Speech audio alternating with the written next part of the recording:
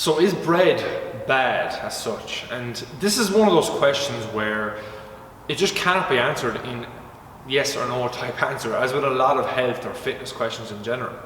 I want you to look at this on a way bigger level. Number one is, if somebody's asking me that question, why is bread bad? In what context are you asking that? Are you asking that from a health perspective? So is bread not as good as a sweet potato, for example?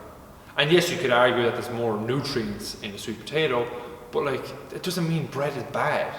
Are you looking at it in a fat loss perspective? Like, will eating bread stop you from losing fat? And the short answer to that is no. Because again, it's a caloric surplus that causes you to gain weight. It's being in a caloric deficit that causes you to lose weight, which comes down to that energy balance equation. If the food you eat daily is matching the activity you expand daily, you're going to maintain your weight.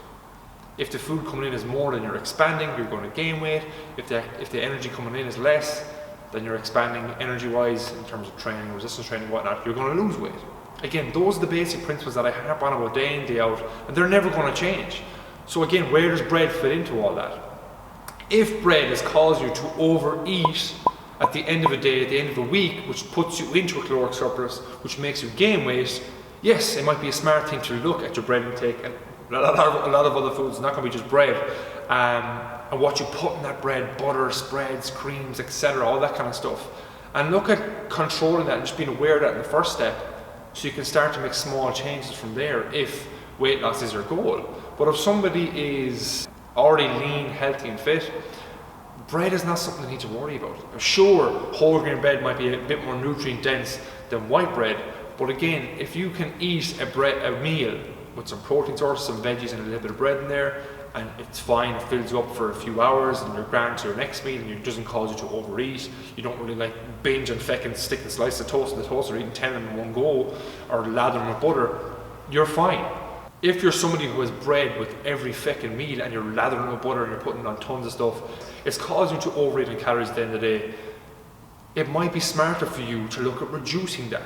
Because if you're reducing the bread, automatically you're going to reduce what you're putting on the bread, etc., which does what? It brings down calorie intake overall, which hopefully will pull you into that kind of level where maybe even you're not, just even to a level where you're not gaining weight, you'll notice a difference.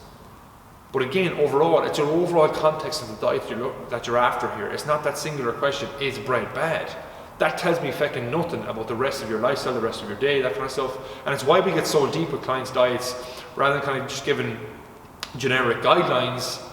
We couple those guidelines with weekly check-ins, we couple those guidelines with food logs, we couple those guidelines with pictures, and then over time we might even get someone tracking calorie intake to get a lot deeper layer into that. But again, they're building habits over time, and they're learning kind of the ins and outs of what does a proper meal look like, what does a proper meal look like for me, what suits my day, what suits my work, all those kind of questions. But again, it's kind of getting away from the singular thinking, is bread bad, is chocolate bad, is this bad, is that bad?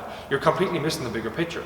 It's the overall context of your diet that matters. And if bread is a big part of that, where it makes up a huge portion of your calories across the day, even by you going to a lower calorie bread alternative or reducing that by a third or a half, you're already reducing your calorie load straight off the bat. So hopefully, look, there are just a few points what was floating around my head in that question. Hopefully it kind of makes you think a little bit bigger picture and shows that bread is perfectly fine, especially if you want to lose fat, you need to be smart about it.